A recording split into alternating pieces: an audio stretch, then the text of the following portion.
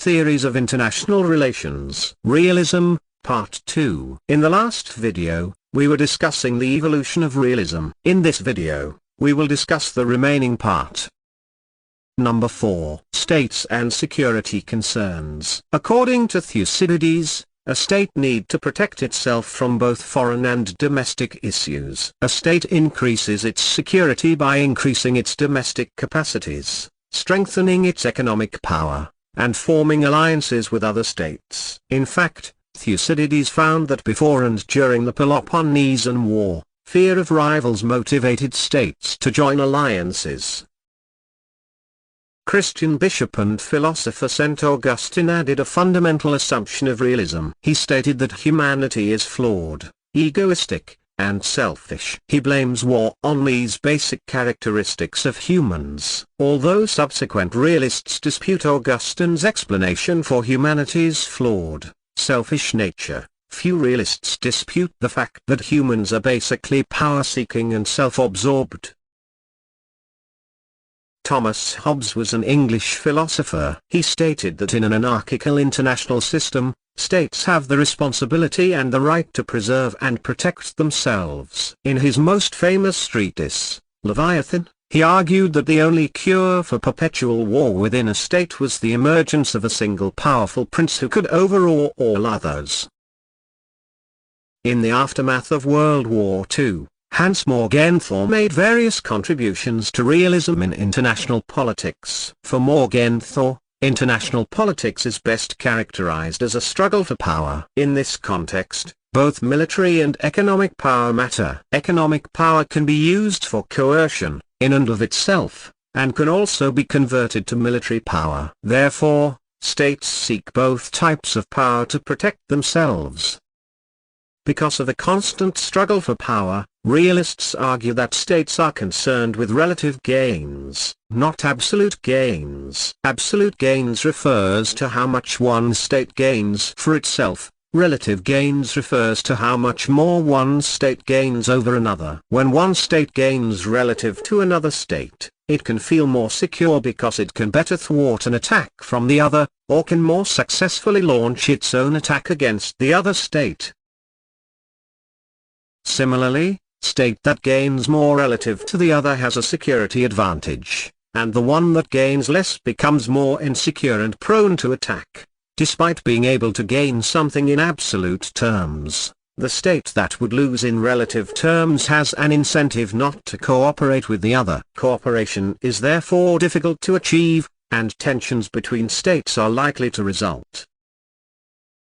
This concern for relative gains can lead to a security dilemma. As the political scientist John Hertz described, a state working to ensure security from attack is driven to acquire more and more power. This, however, makes other states more insecure, which drives them to acquire more power. This makes the first state less secure, and it thus works to gain more power. And the spiral continues.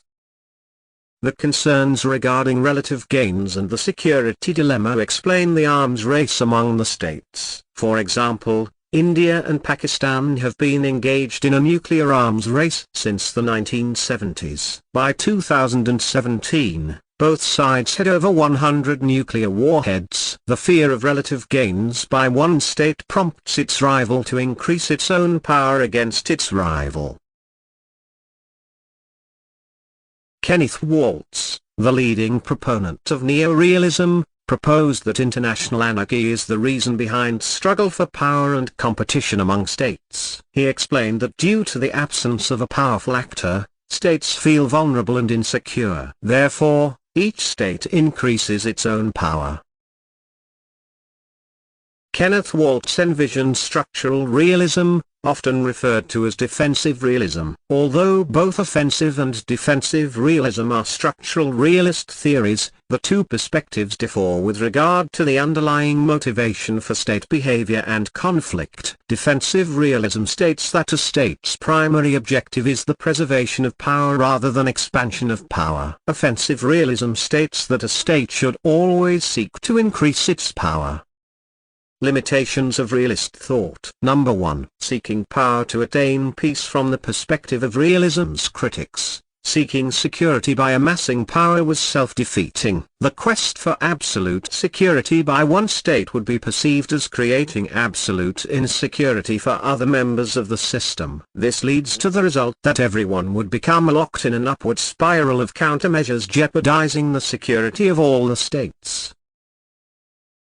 Realism and new developments in world politics. Critics argue that realism cannot explain new developments in world politics. For instance, it could not explain the creation of new commercial and political institutions in Western Europe in the 1950s and 1960s, where the cooperative pursuit of mutual advantage led Europeans away from the power politics that had brought them incessant warfare since the birth of the nation-state some 3 centuries earlier.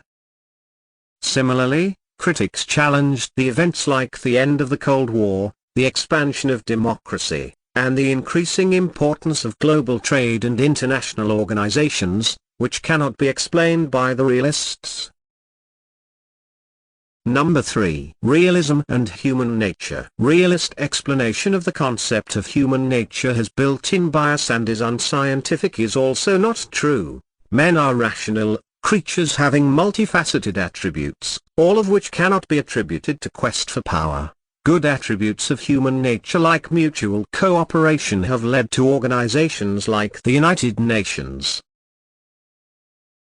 Thank you for watching my video. For more videos, please subscribe my YouTube channel.